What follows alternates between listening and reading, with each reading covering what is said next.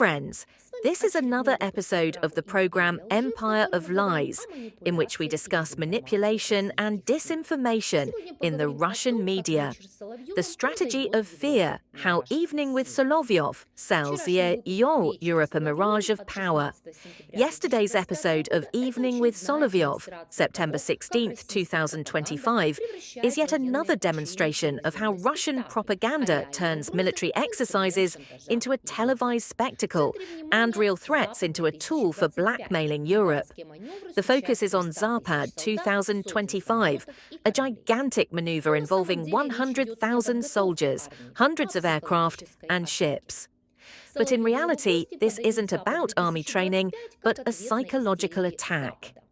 The exercises as political theatre Solovyov and his guests are presenting Sapped 2025 as a response to Western hysteria. The main message is simple. Russia has enough resources and equipment to unconditionally defend the Union state. The numbers are thrown around: 10,000 weapons, 333 aircraft, 247 ships.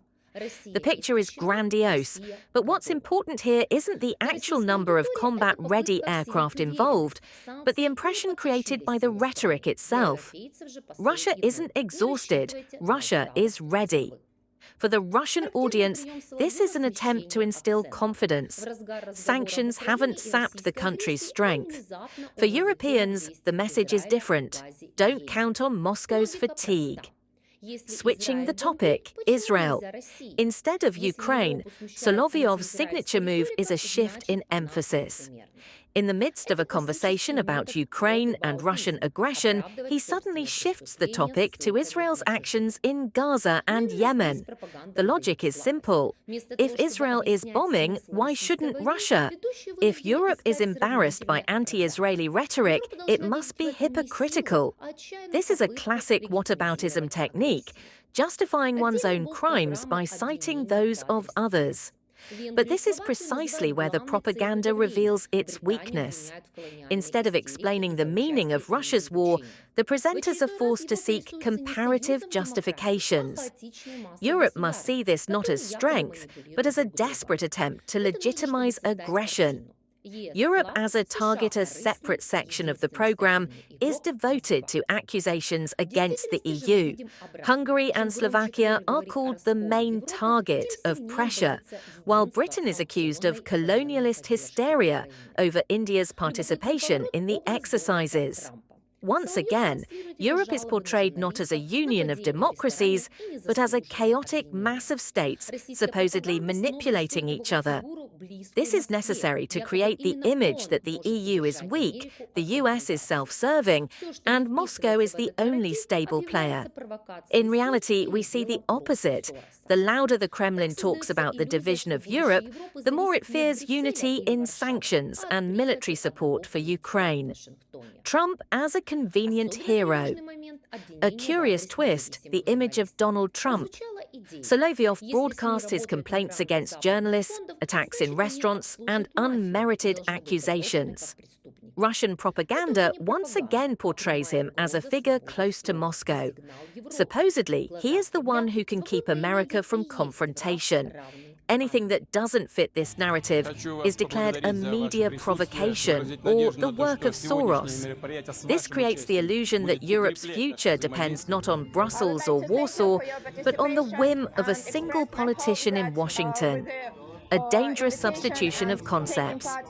A particularly alarming aspect is the accusations against independent journalists. The idea has been voiced that if media outlets work on grants from Western foundations, they serve the mafia and should be interrogated like criminals. This is no longer propaganda, but a direct threat to freedom of speech and a signal to Europe. In the eyes of the Kremlin, free media are an enemy equal to the army. I want to thank you for your presence. I express my hope that today's event, with your participation, will strengthen our cooperation. And please convey my best wishes to your military and political leadership. Thank you. The poor girl was so nervous before participating. We can afford to conduct an exercise for 100,000 technicians. So when someone naively thinks we're exhausted, that we're lacking something, that we're running low on something, think again, think carefully. And yet, note that in the West, the hysteria over this, as Europe says, is still unjustified and cruel. What the European reader needs to see: 1. West 2025 is not a military victory, but an information attack. The numbers of participants and equipment are needed not for the army, but for television. 2. Whataboutism instead of arguments. Russia justifies the war by citing Israel, the US, anyone but itself. 3. Europe is the main target of pressure. Any internal contradiction within the EU is presented as proof of collapse. 4. Journalism is under attack. The Kremlin directly equates independent media with criminal structures. Yesterday's broadcast on Solovyov demonstrated that Russia is not simply waging a war against Ukraine. It is waging a war against the very idea of a free society, against democracy, against an independent press, against European unity. You were on the program Empire of Lies. See you soon.